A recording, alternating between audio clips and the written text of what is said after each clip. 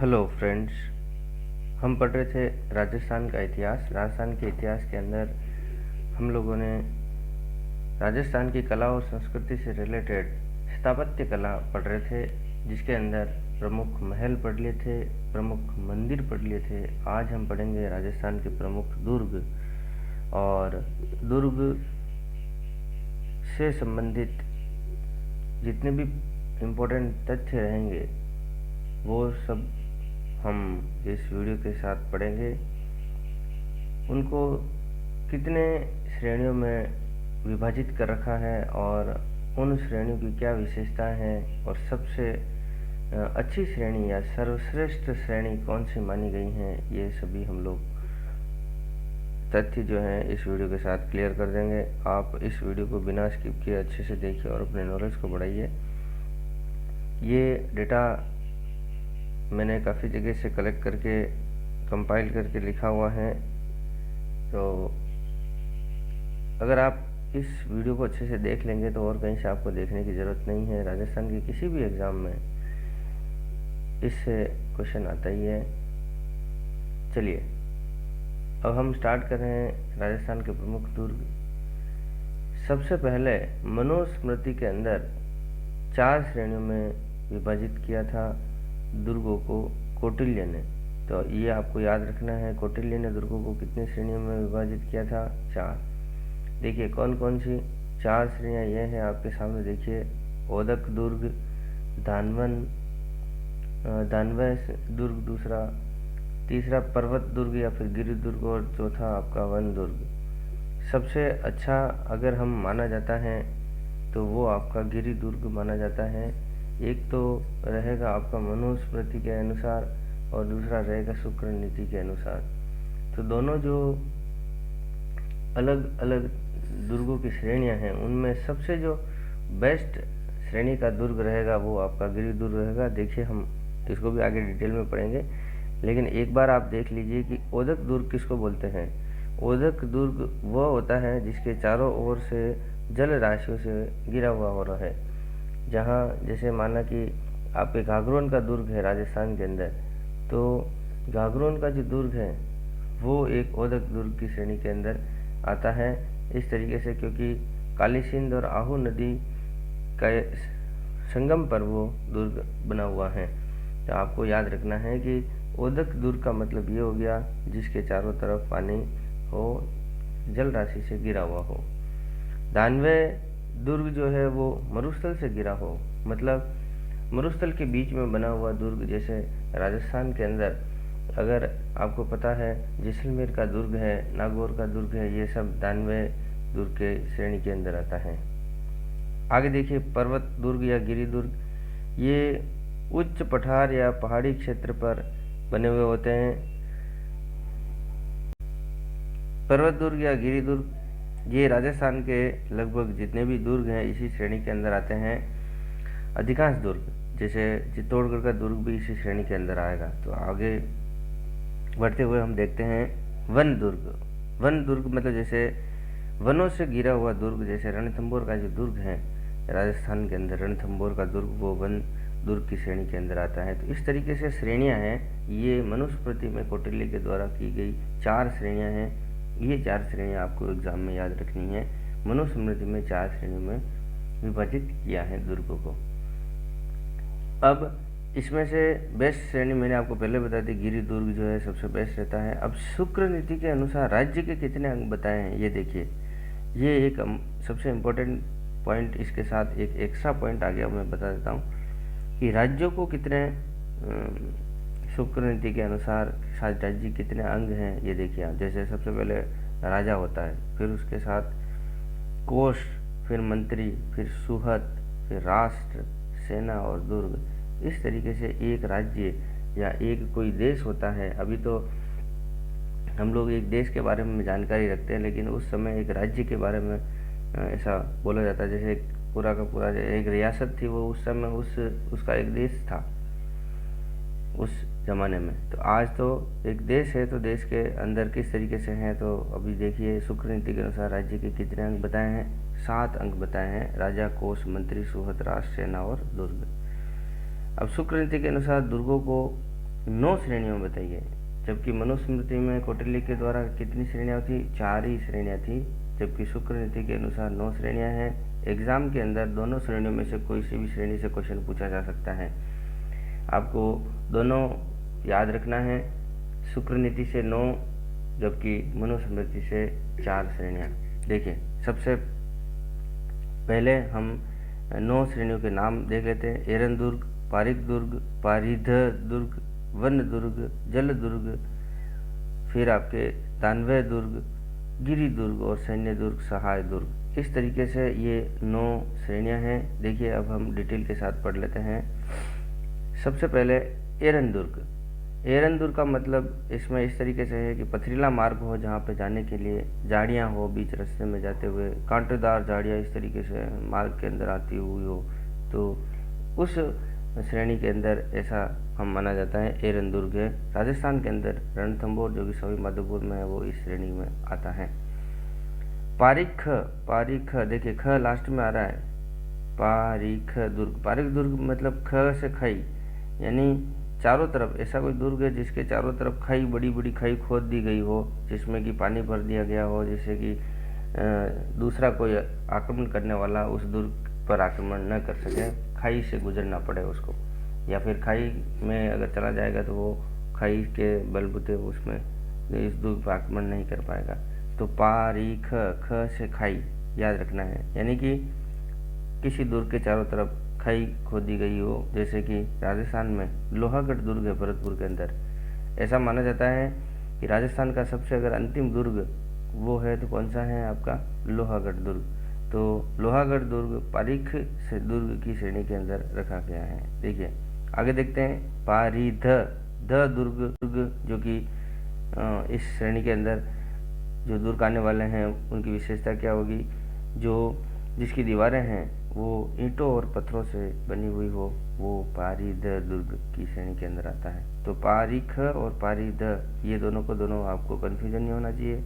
ख से खाई याद रख लीजिए, बाकी तो आपको याद रह जाएगा। वन दुर्ग की श्रेणी के अंदर आने वाले कांटेदार वनों से घिरा हुआ, जैसे मैंने आपको बता दिया, रणथंभौर भी इसी दुर्ग की श्रेणी में आता है, और एक मेवास दुर्ग वो भी आपके इसी दुर्ग की श्रेणी के अंदर आता है। जल दुर्ग जो पानी से घिरा हुआ हो, मैंने आपको पहले बताया। ओदक दुर्ग जो कि मनुस्मृति के अनुसार है, और इसके अंदर जल दुर्ग, तो जैसे गागरोन का दुर्ग है, भैंसरोड का दुर्ग है और चित्तौड़गढ़ का दुर्ग है, ये तीनों के तीनों जल दुर्ग की श्रेणी के अंदर आते हैं। गागरोन दुर्ग आहू नदी और कालीसिंध नदी के वहाँ पे है, ये दोनों नदियाँ वहाँ पे उसके चारों तरफ से गुजरती हैं। जबकि भैंसरोडगढ़ दुर्ग जो कि चंबल नदी और ब्राह्मणी नदी के किनारे हैं, इस तरीके से आपको याद रखना है। और चित्तौड़गढ़ दुर्ग जो है गंभीरी नदी और बेड़ज नदी के किनारे हैं, और ये जो शहर है अपना चित्तौड़गढ़ दुर्ग वो बेड़ज के किनारे हैं। इस तरीके से आपको याद रखना है। तो सबसे श्रेष्ठ श्रेणी इस तरीके से मानी जाती है जल दुर्ग से संबंधित। आगे देखते हैं धानवे दुर्ग। धानवे दुर्ग के अंदर हम ये कह सकते हैं मरुस्थल से घिरा, पहले मैंने बता दिया, जैसे जैसलमेर है, नागौर है, बीकानेर है, जूनागढ़, पटनेर, ये जो दुर्ग है वो सब धानवे दुर्ग की श्रेणी के अंदर आते हैं, मतलब मनुस्थल के बीच में बने हुए दुर्ग।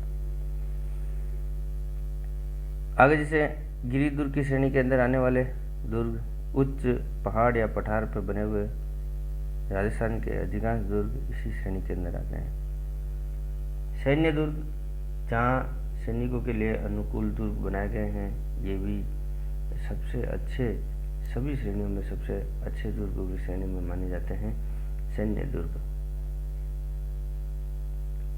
सहाय दुर्ग, शूरवीरों के लिए अनुकूल दुर्ग, मतलब जो सबसे शूरवीर योद्धा होते हैं उनके लिए ऐसे दुर्ग बनाए गए, जो कि राजस्थान में एक भी नहीं है, आपको याद रखना है। अब कुछ एग्जाम में कुछ पॉइंट पूछे जाते हैं, छोटे छोटे वन लाइन क्वेश्चन पूछे जाते हैं कि राजस्थान में सबसे अच्छा दुर्ग कौन सा है, भारत में सबसे ज़्यादा दुर्ग कौन से राज्य के अंदर हैं, राजस्थान में पहला दुर्ग कौन सा है, अंतिम दुर्ग कौन सा है, ऐसा कौन सा दुर्ग जो मिट्टी से बना हुआ है। इस तरीके से जो क्वेश्चन है, अंग्रेजों ने कौन सा दुर्ग बनाया, किसी व्यापारी ने कौन सा दुर्ग बनाया, तो ये छोटे छोटे जो क्वेश्चन बनते हैं वो मैं आपको एक साथ समझा देता हूँ। देखिए भारत में सर्वाधिक दुर्ग जो है महाराष्ट्र के अंदर है। राजस्थान में सर्वाधिक दुर्ग जयपुर जिले के अंदर है। राजस्थान में पहला जो दुर्ग है वो बटनेर का दुर्ग माना जाता है 398 ईस्वी का। राजस्थान में अंतिम दुर्ग मैंने थोड़ी देर पहले बताया था, लोहागढ़ दुर्ग, जो कि भरतपुर में बना हुआ है। महाराजा सूरजमल जी ने बनाया था 1733 ईस्वी के अंदर। तो ये आपको याद रखना है। राजस्थान में अंतिम दुर्ग ये मिट्टी से बना दुर्ग है, आपको याद रखना है। राजस्थान में केवल 2 ही ऐसे दुर्ग हैं जो मिट्टी से बने हुए हैं, जैसे एक तो बटनेर का दुर्ग है, दूसरा लोहागढ़ का दुर्ग। बटनेर दुर्ग और लोहागढ़ दुर्ग याद रखना है, मिट्टी से बने दुर्ग हैं। राजस्थान में अंग्रेजों के द्वारा निर्मित जितने भी दुर्ग हैं उसके बारे में देखिए, कौन कौन से दुर्ग हैं जो अंग्रेजों के द्वारा बनाए। टोडगढ़ दुर्ग जो है अजमेर के अंदर, वो बोरासवाड़ा गांव ब्यावर के अंदर पड़ता है। तो टोडगढ़ दुर्ग जो है उसका निर्माण जो है कर्नल जेम्स टोड ने करवाया था, ये आपको याद रखना है। एक भीमगढ़ दुर्ग जो कि अजमेर में पड़ता है, अभी खंडर बचे हुए हैं। तो भीमगढ़ दुर्ग भी अंग्रेजों के द्वारा निर्मित दुर्ग हैं। जबकि भैंसरोडगढ़ दुर्ग जो है वो चित्तौड़गढ़ में है। इसका निर्माण व्यापारी ने करवाया था। 2 व्यापारी थे, भैंसासा और रोड़ा, उन दोनों ने मिलकर भैंसरोडगढ़ दुर्ग का निर्माण करवाया था। तो हम ये कह सकते हैं व्यापारियों के द्वारा निर्मित दुर्ग भैंसरोडगढ़ दुर्ग है। आगे देखिए, नवकोटि दुर्ग जो है वो मारवाड़ में निर्मित है। 9 दुर्गों को नवकोटि कहा जाता है मारवाड़ के अंदर, इसलिए नवकोटि दुर्ग इस तरीके से कहा गया है। कागमुखी दुर्ग, ये कागमुखी दुर्ग किसको बोलते हैं? देखिए, ऐसा दुर्ग जिसका आगे का जो मुंह है आगे का वो संकरा हो और पीछे से वो चौड़ा हो, फैला हुआ हो, तो उस तरह के जो दुर्ग होते हैं उनको कागमुखी दुर्ग की श्रेणी में रखा जाता है। जैसे मेहरानगढ़ दुर्ग जो है वो कागमुखी दुर्ग की श्रेणी के अंदर आता है। पाशिब क्या है? यानी कि एक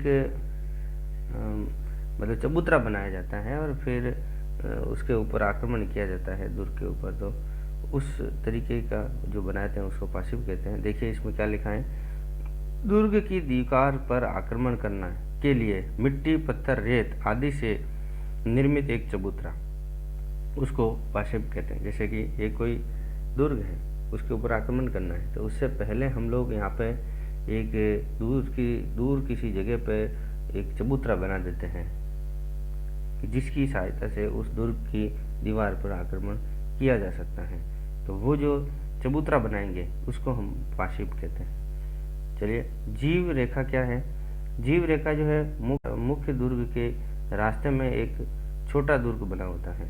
जैसे हम नहीं कहते हैं कुंजी, किसी दुर्ग की कुंजी कहते हैं, तो वो जो कुंजी है वो हम इसी जीव रेखा के नाम से जानते हैं, जिसमें सैनिक होते हैं और वो सैनिक वहाँ पे रहकर आगे की जो है रणनीति उस मेन दुर्ग पर आक्रमण करने की करते हैं।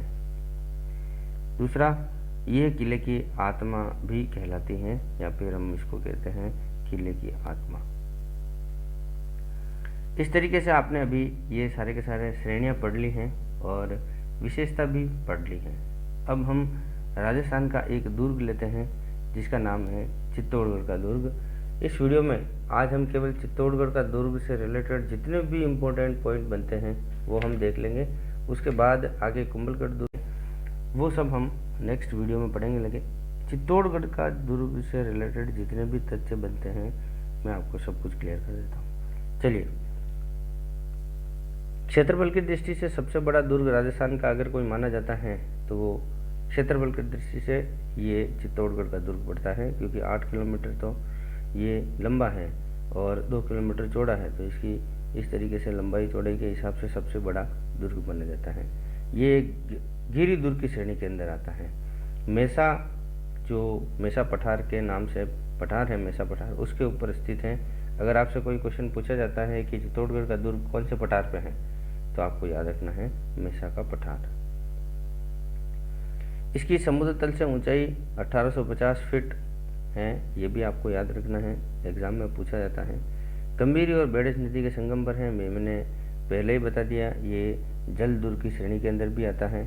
ये लगभग केवल धानवे दुर्ग की श्रेणी को छोड़कर लगभग सभी श्रेणियों को फुलफिल करता है, क्योंकि धानवे दुर्ग जो है जैसलमेर मरुस्थल की कंडीशन को फुलफिल नहीं करता, क्योंकि मरुस्थल नहीं है, बाकी सारी की सारी दुर्ग की श्रेणी को लगभग ये फुलफिल करता है। इसके उपनाम काफ़ी ज़्यादा पूछे जाते हैं एग्ज़ाम के अंदर, तो आपको याद रखना है। दुर्गों का सिरमौर, सभी दुर्गों के अंदर अगर सर्वश्रेष्ठ दुर्ग अगर माना गया तो वो चित्तौड़गढ़ को दुर्ग को माना गया, इसलिए दुर्गों का सिरमौर इसको माना गया है। दक्षिण पूर्व प्रवेश द्वार भी हम इसको कह सकते हैं। राजस्थान में अगर आपको प्रवेश करना है तो आपको इस क्षेत्र से होकर ही जाना होगा। मालवा का प्रवेश द्वार, अगर आपको मालवा के अंदर जाना है तो यहीं से आप लोग जा सकते हैं। राजस्थान का गौरव, इस दुर्ग को राजस्थान का गौरव भी कहा गया है। राजस्थान का सबसे बड़ा लिविंग फोर्ट अगर कहा जाए तो ये यही है। त्याग और बलिदान का प्रतीक भी हम इसी को माना जाता है, क्योंकि आपको याद होगा पन्ना धाय ने चंदन का बलिदान दिया था उदय के लिए, तो ये त्याग और बलिदान वाली भूमि यहीं पर है। सर्वाधिक शाखों वाला दुर्ग भी इस दुर्ग की श्रेणी को माना गया है, क्योंकि यहाँ पर सबसे ज़्यादा 3 शाखें रहे हैं। तीनों शाखाओं के बारे में भी हम डिटेल के साथ इसी कड़ी के अंदर थोड़े से आगे थोड़ी देर में पढ़ते हैं। देखिए, चित्रकूट बसाया गया था। चित्रकूट क्या है देखिए, चित्रकूट क्योंकि मौर्य शासक था चित्रांगद मौर्य ने इसका नाम चित्रकूट रखा था, तो चित्रकूट यानी कि एक ऐसा नगर बसाया गया था जिसका नाम चित्रकूट रखा गया था, जिसका अपभ्रंश अभी चित्तौड़गढ़ है, यानी कि चित्रकूट का ही अपभ्रंश चित्तौड़गढ़ पड़ा। कर्नल जेम्स टोड के अनुसार अगर हम ऐसा, उसने क्या तथ्य दिया कि अंतिम मौर्य शासक था मान मौर्य, जिसको 734 ईस्वी में कालभोज या बप्पा रावल नामक जो शासक थे उन्होंने, यानी कि गुहिल वंश के आदि पुरुष माने जाते हैं कालभोज और बप्पा रावल, उन्होंने हराकर इस दुर्ग को मान मौर्य से छीन लिया था।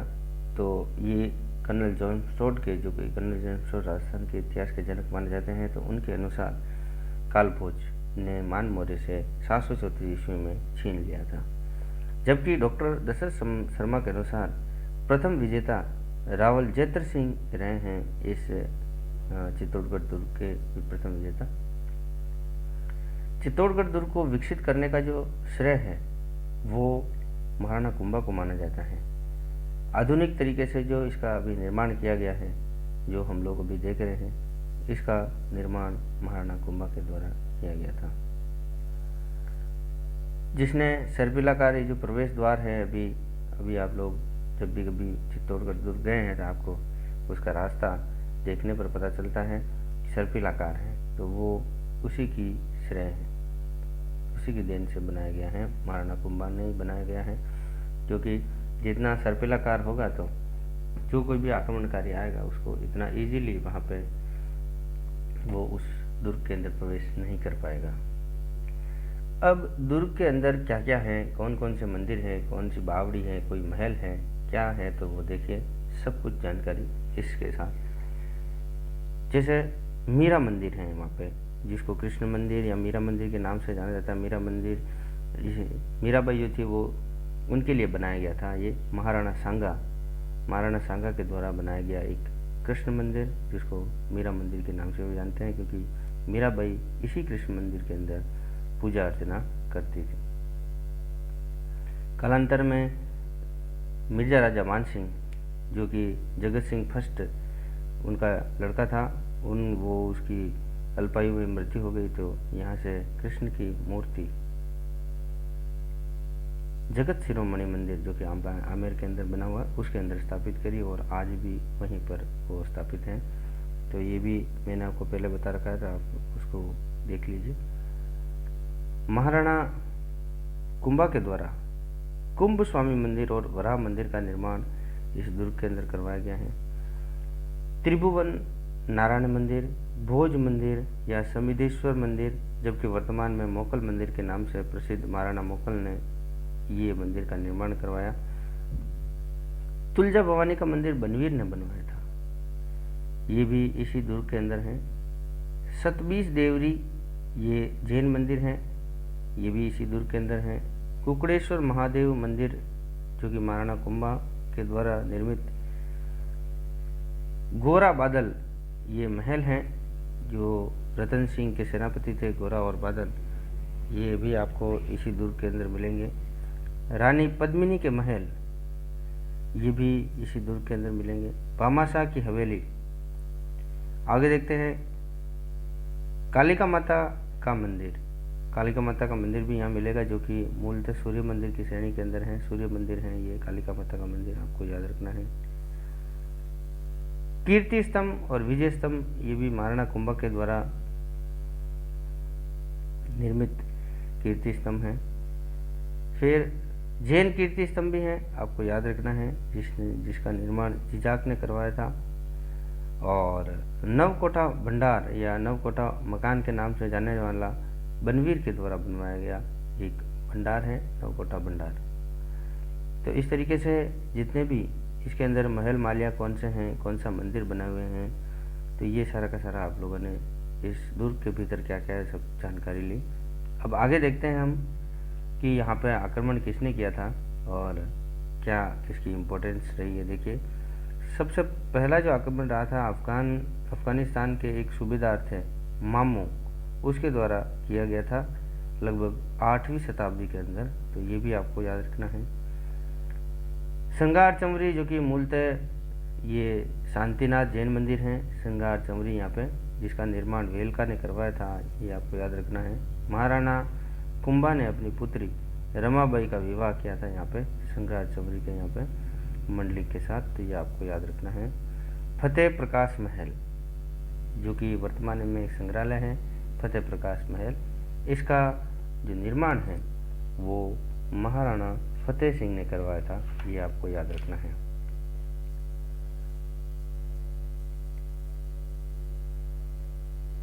इसमें प्रवेश द्वार के बारे में पूछा जाता है। यहाँ पे लगभग 7-8 प्रवेश द्वार हैं, तो आपको याद रखना है। अलग अलग पोल के नाम से हैं, जैसे पांडन पोल, भैरव पोल, हनुमान पोल, गणेश पोल, जोड़ला पोल, लक्ष्मण पोल और राम पोल, ये इस तरीके से पोल हैं, आपको याद रखना है।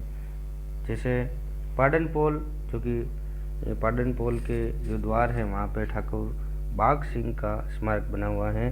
बाघ सिंह वही है जो दूसरा जो शाखा रहा है उस शाखे के अंदर केसरिया करने वाले यही बाघ सिंह हैं, देवलिया की बाघ सिंह। भैरव पोल पर वीर कल्लाजी राठौड़ की छतरी बनी हुई है, ये तीसरे शाखे के अंदर रहे हैं, 4 हाथ के देवता माने जाने वाले कल्लाजी। राम पोल द्वार के यहाँ पे फत्ता सिसोदिया का स्मारक बना है, ये भी आपको याद रखना है। राजस्थान का एकमात्र दुर्ग जिसमें खेती की जाती है, यानी इस दुर्ग के अंदर खेती भी की जाती है, ये भी आपको इम्पोर्टेंट तथ्य याद रखना है। यहाँ पे एक भीमलत कुंड है और रत्नेश्वर तालाब भी हैं जिसका निर्माण रतन सिंह के द्वारा करवाया गया था। यहाँ पे जालीबाव बावड़ी है, बावड़ी भी हैं, आपको याद रखना है, जिसका नाम क्या है, जालीबाव बावड़ी। महाराणा कुंभा के नाम पे कुंभा सागर तालाब बना हुआ है, ये भी आपको याद रखना है। यहाँ पर हाथी सागर तालाब भी बना हुआ है। तो तालाब के बारे में 3 तालाब मैंने बताए थे, रत्नेश्वर तालाब, कुंभा सागर तालाब और हाथी सागर तालाब, जबकि बावड़ी भी है, यहाँ पे कुंड भी हैं, भीमलत कुंड और जालीबाव बावड़ी आपको याद रखनी है। अब हम चित्तौड़गढ़ दुर्ग से संबंधित शाखे रहे हैं, 3 शाखे, तीनों को हम अच्छे से देख लेते हैं। देखिए, पहला शाखा रहा है 1303 ईस्वी के अंदर अलाउद्दीन खिलजी ने आक्रमण किया था। उस समय रावल रतन सिंह यहाँ पे शासक थे। अलाउद्दीन ने आक्रमण करने के बाद यहाँ पे कत्लेआम का आदेश दे दिया था और इस दुर्ग का नाम चित्तौड़गढ़ से परिवर्तित करके खिजराबाद रख दिया था, तो ये भी आपको जानकारी याद रखनी है। केसरिया और जोहर जब दोनों हो जाता है तो शाखा बनता है। केसरिया पुरुष करते हैं जबकि जौहर महिलाएं करती हैं। केसरिया का नेतृत्व रतन सिंह ने किया था, रावल रतन सिंह ने, जबकि जौहर का नेतृत्व पद्मिनी रानी ने किया था। दूसरा साका 1534 ईस्वी में गुजरात के शासक बहादुर शाह का आक्रमण हुआ था। उस समय महाराणा सांगा की जो रानी थी कर्मावती, विक्रमादित्य और उदय सिंह को उन्होंने यहाँ पे ननियाल भेज दिया था। और जब बहादुर शाह का आक्रमण हुआ था तो देवलिया के बाघ सिंह ने केसरिया किया था, यानी कि केसरिया का नेतृत्व बाघ सिंह ने किया जबकि जौहर का नेतृत्व कर्मावती ने किया था। तो ये द्वितीय साका रहा था। तृतीय साका 1568 ईस्वी में अकबर का आक्रमण हुआ था। उस समय उदय सिंह शासक थे। उदय सिंह जंगलों की तरफ चले गए थे और यहाँ का जो नेतृत्व करने के लिए जयमल और फत्ता सिसोदिया को दिया था। जयमल मेड़तिया थे और फत्ता सिसोदिया थे, तो उन्होंने मिलकर केसरिया किया था, जबकि जौहर फत्ता सिसोदिया की पत्नी यानी कि जयमल मेड़तिया की बहन फूल कंवर ने किया था। ये आपको याद रखना है।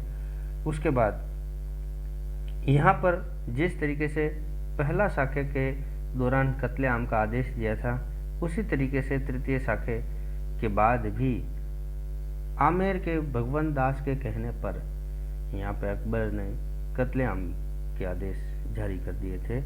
तो 30,000 लोगों को कत्लेआम मौत के घाट उतार दिया, जिससे अकबर काफ़ी निराश हुआ और उसके बाद इस तरह के काम से उसने कभी कहने के लिए नहीं किया और शायद उसके बाद कभी उसने कत्लेआम का आदेश नहीं जारी किया था। आगे अकबर ने आगरा के दुर्ग पर गजारूढ़ मूर्तियां लगवाई थी, जयमल मेड़तिया और फत्ता सिसोदिया की। तो आपको याद रखना है, अकबर ने आगरा के जो दुर्ग हैं उस पर गजारूढ़ मूर्तियां लगवाने का कार्य अकबर ने करवाया था। किसकी लगी थी? जयमल मेड़तिया और फत्ता सिसोदिया की। ऐसा का ऐसा जूनागढ़ दुर्ग के यहाँ पर भी किया गया था। जयमल मेड़तिया और फत्ता सिसोदिया की गजारूढ़ मूर्तियाँ यहाँ पे भी जूनागढ़ दुर्ग के बाहर भी लगाई गई थी। तो ये इस तरीके से आपको पूरा दुर्ग से संबंधित और चित्तौड़गढ़ दुर्ग से संबंधित जितने भी तथ्य रहे हैं मैंने आपको इस वीडियो में एक साथ बता दिए।